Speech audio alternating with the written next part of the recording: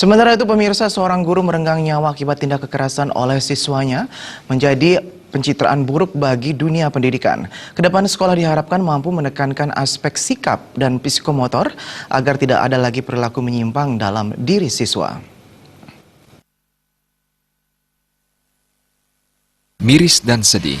Di tengah perjuangan mewujudkan sumber daya manusia Indonesia yang pintar, cerdas, dan mampu bersaing dengan bangsa lain, Indonesia masih dihadapkan dengan sejumlah kisah pilu dan sedih terkait kekerasan terhadap pendidik, khususnya guru.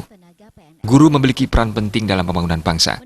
Pundaknya menanggung beban membentuk sumber daya manusia berkualitas selaku penopang utama pembangunan bangsa. Namun baru-baru ini, seorang guru meregang nyawa akibat tindak kekerasan oleh siswanya. Hal ini menunjukkan etika dan moral pelajar perlu ditingkatkan lagi. Akademisi Ketut Suda menyatakan dalam pendidikan, terdapat hal mendasar yang perlu diperbaiki, terutama menyangkut sistem asesmennya. Selama ini pemerintah hanya cenderung menekankan pada standar kuantitatif, terutama dalam menilai hasil belajar.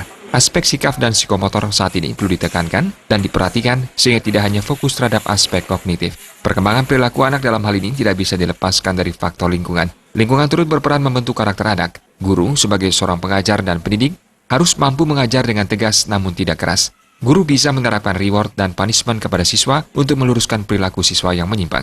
Guru wajib memberikan reward kepada siswa yang berprestasi dan punishment untuk siswa yang melanggar peraturan di sekolah. Sebenarnya begini ya, ketika kita berbicara pada tataran nilai moral, nilai etika anak gitu ya, itu tentu tidak bisa dilepaskan dari proses rekrutmen siswa, mulai dari rekrutmen dan proses pembelajaran sampai pada tahap evaluasi atau asesmen gitu ya.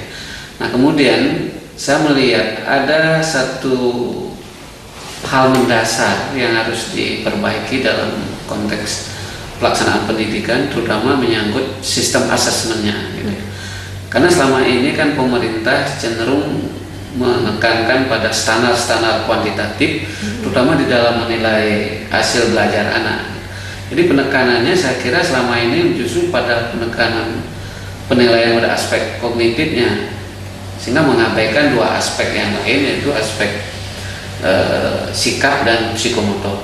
Justru kalau menurut saya, asesmen dalam konteks pendidikan justru lebih penting ditekankan pada aspek sikap dan perilakunya. Karena ini akan Pemerintah, sekolah, keluarga, serta tokoh masyarakat dalam hal ini harus bersinergi sehingga ke depan tidak ada lagi kekerasan di dunia pendidikan. Agung Ria, Bali TV.